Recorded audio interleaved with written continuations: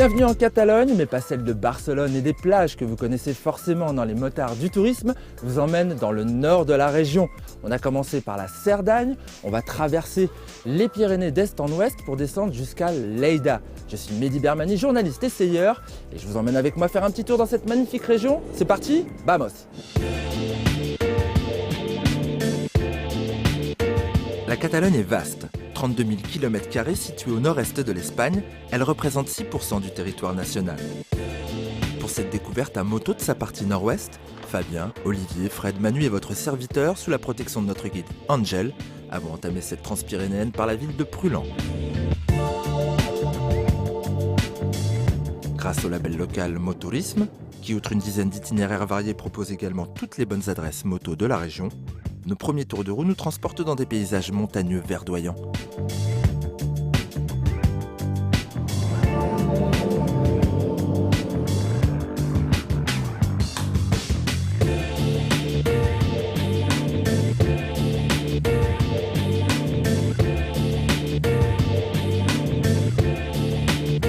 Pourtant, dans la réserve nationale de la Serra del Cadí, la terre prend une autre teinte. Petite pause sur notre périple, on est au Mirador de la Trava, c'est magnifique, regardez cette vallée, une terre rouge. Pourquoi? Parce qu'il y a beaucoup d'argile et de fer ici, qui a fait qu'avec le temps justement on se retrouve avec cette terre très ocre qui marque les pneumatiques, c'est assez sympa. C'est pas Roland-Garros, mais c'est la Cerdagne.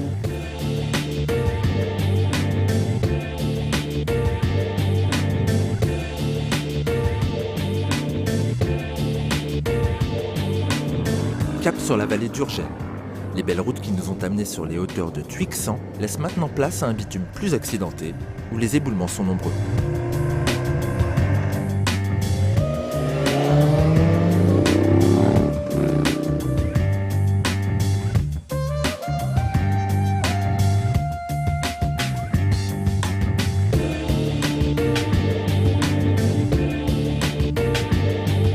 L'asphalte disparaît peu à peu pour laisser place à une piste qui monte au col de Joux à 1482 mètres d'altitude. Un chemin détourné de moyenne montagne, mais pas vraiment difficile pour peu qu'on y aille tranquillement. Avec à la clé une récompense de taille, un paysage dessiné par la rivière Sègre, tout bonnement à couper le souffle. Donc voilà, là on est en plein dedans justement, entre toutes les montagnes que vous voyez là à droite et à gauche, et le lac qu'il y a de l'autre côté, c'est juste magnifique. Elle est pas belle la Catalogne? Elle est belle hein? Allez.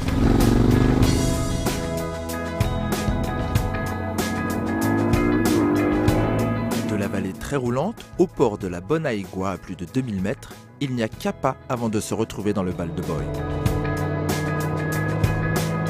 Référence mondiale du style roman, l'endroit a quelque chose de mystique. À Boy même, nous en prenons la mesure dans l'église Saint-Clément de Taoul, qui propose une restauration virtuelle.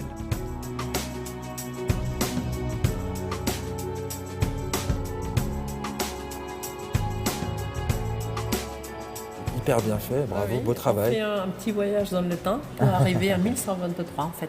On est en 1123 là? Oui, ils ont fait une restauration pour récupérer des fresques originales, sont sur place. Mais il y a aussi la technique du mapping. C'est la récupération virtuelle des fresques telles qu'elles ont été arrachées dans les années 20.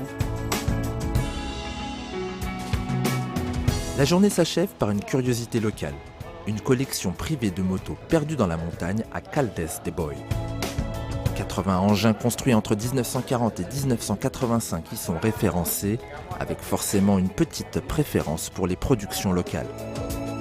Les voilà, ces fameuses Montesa d'après-guerre. Elles sont toutes là, dans toutes les cylindrées, on retrouve ces magnifiques monocylindres estampillés du M là. C'est somptueux. L'état des machines est impeccable. Alors moi, ma préférée là dans la série des Montesa d'après-guerre, c'est justement cette Impala des années 66-69, une machine de 250 cm3, moins de 100 kg, mais surtout 150 km/h. Et à l'époque, c'était pas évident. Il y a même les clés là. Vous croyez qu'on peut la prendre? Paris.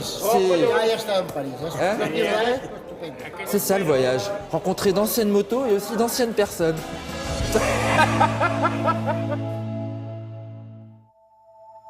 Le soleil de la veille a disparu. Le ciel est chargé, seuls quelques rayons illuminent par endroits la montagne, impressionnante. Avec ses nombreux sommets à 3000 mètres, l'environnement est ici spectaculaire. De bon augure avant de découvrir un des plus beaux parcs naturels d'Espagne, le seul de Catalogne. C'est le parc d'Aigües-Tortes que l'on visite à pied pour préserver la beauté naturelle des lieux.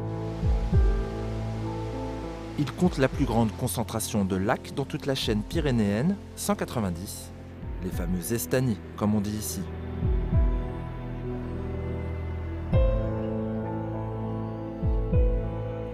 Ah, c'est beau. Catalogne.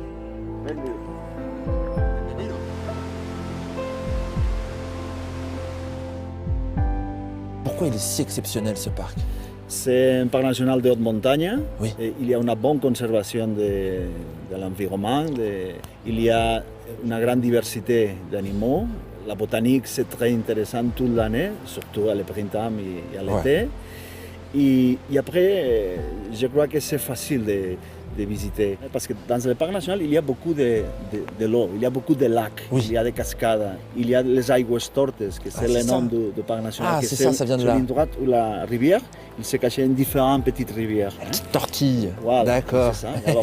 Aigües-Tortes. Un peu comme les innombrables routes de la région finalement, sinueuses à souhait.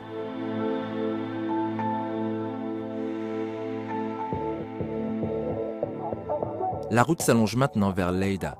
Les paysages de haute montagne sont derrière, nous filons en direction du sud. C'est sublime. C'est jamais monotone, ça varie tout le temps. Avec ces couleurs là, jaune et rouge dans les arbres. Je crois que c'est la première fois que je vois l'automne de cette façon. C'est pas du tout triste, hein. Loin de là.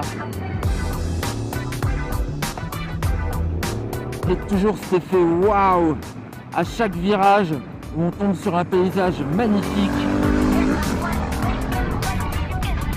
Impossible que vous vous ennuyiez ici, mais que vous soyez conducteur de roadster, de sportive, vous trouverez forcément votre compte à chaque virage de cette magnifique région catalane. C'est vraiment une région moto par excellence.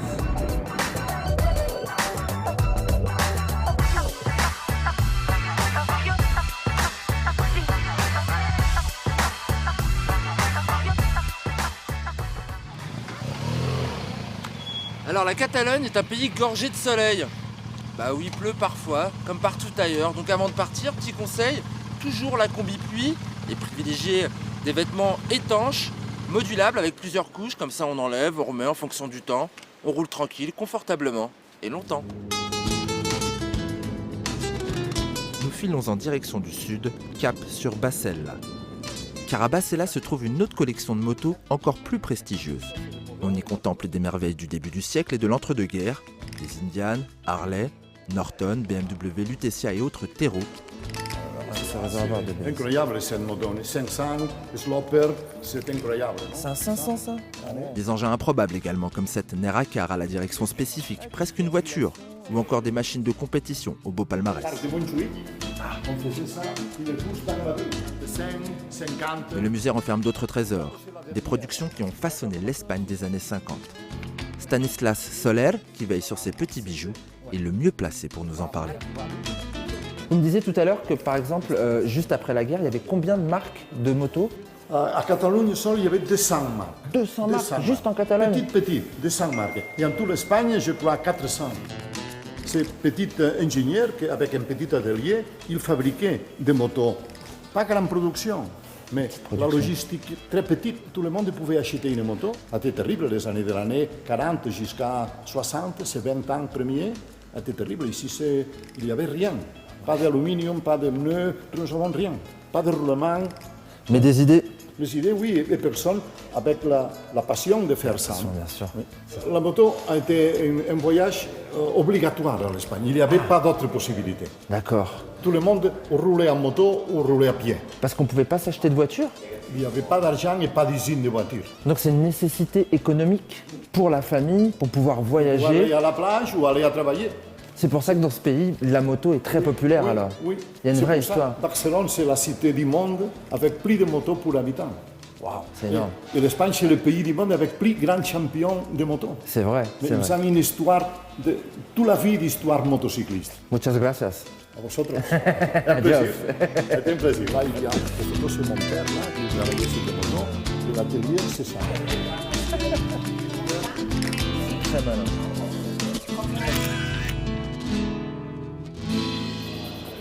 Alors c'est sympa, vous pouvez venir au musée avec vos enfants.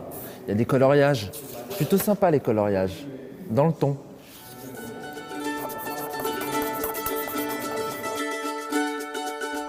Lleida en catalan ou Lérida en espagnol et en français fut capitale de la culture catalane en 2007. Quel que soit l'endroit où vous vous trouvez à Lleida, vous pourrez observer la Seu Vella perchée sur sa colline, une cathédrale romane dont la construction démarra en 1203, mais qui se singularise pour son cloître ouvert et ses clochers gothiques.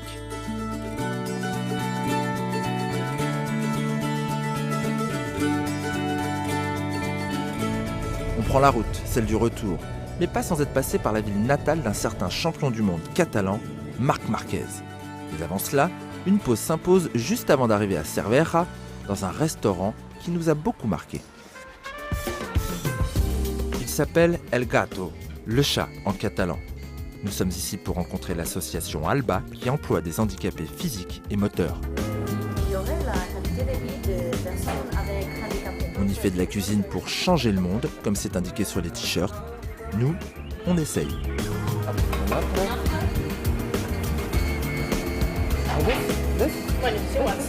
Oh, beautiful. Non. Donc on a des produits locaux, parfois bio, mais pas forcément, mais surtout on travaille avec des produits de saison et puis qui poussent dans la région et voilà. Et on fait du bon travail. Está bueno? Está muy bueno. Ah.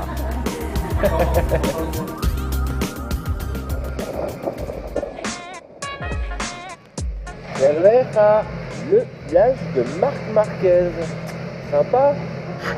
Un peu comme un pèlerinage pour les amoureux de MotoGP.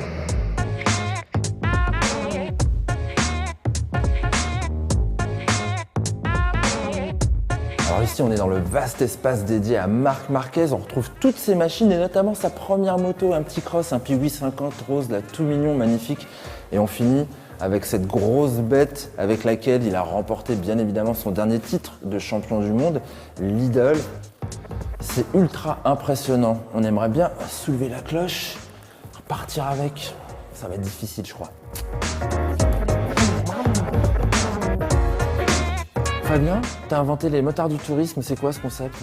Eh ben, en fait, les motards du tourisme, c'est une initiative qui vise à faire découvrir des nouvelles régions, bien sûr à destination des motards qui peuvent très facilement aller voyager, prendre la route et se faire plaisir dans un contexte totalement convivial, entre amis, en couple, avec les enfants même, et de rendre aussi accessible le tourisme, qu'on soit motard ou pas, en allant vraiment dans des régions où on ne pourrait aller qu'en moto d'une certaine manière.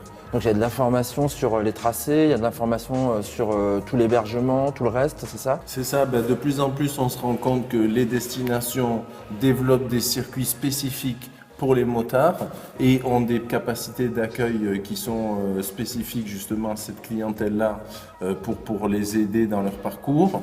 Et de fait, il y a un vrai attrait autour de cette clientèle-là qui a un fort pouvoir d'achat et qui va rapidement venir appuyer l'économie du tourisme local, quoi. Fin de notre périple en Catalogne, on a vu des choses magnifiques, on a bien mangé, on a rencontré des gens aussi très sympathiques. C'était vraiment sympa. On repart avec tristesse? Bah pas vraiment puisque les motards du tourisme reviennent très bientôt.